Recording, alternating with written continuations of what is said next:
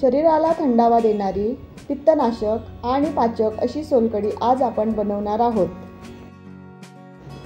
कोकणामधील हे एक प्रसिद्ध पेय आहे।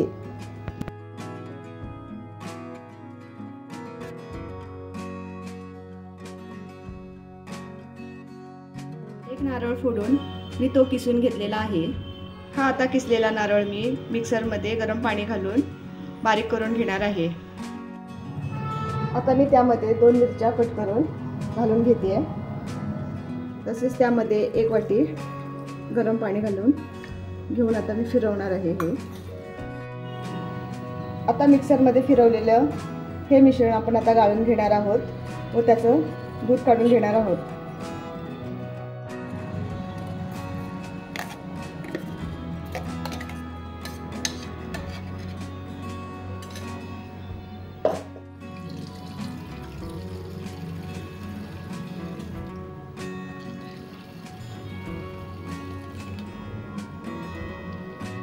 आता परत एकदा गरम पाणी घालून मी हे ग्राइंड करून घेणार आहे।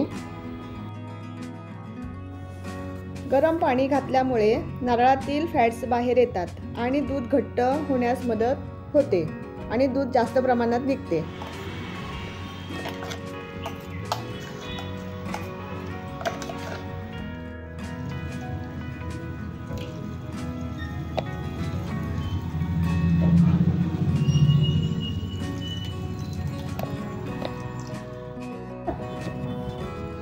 हे 4 चमचे मी आगळ घेतलेला आहे। आगळ म्हणजे कोकमाच्या फळांचा अर्क असतो। त्यामध्ये साखर वगैरे काहीही नसते। आगळ हे बाजारामध्ये सहज उपलब्ध आहे। तुमच्याकडे जर आगळ नसेल तर तुम्ही 8 ते 10 कोकम गरम पाण्यामध्ये अर्धा वाटी भिजत घालून आपण ते पाणी कोळून त्या दुधामध्ये घालून वापरू शकतो। हे आपण नारळाचं दूध काढून घेतलेलं आहे। गरम पाणी घातल्यामुळे हे असं दाटसर झालेलं आहे, तुम्ही पाहू शकता।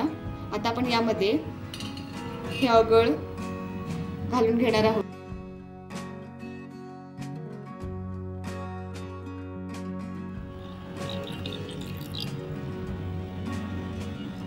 चवीनुसार मीठ घालून घेते।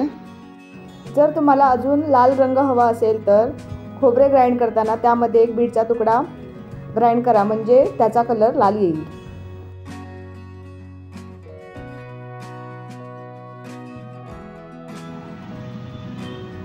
चवीनुसार थोडीशी साखर, कोथिंबीर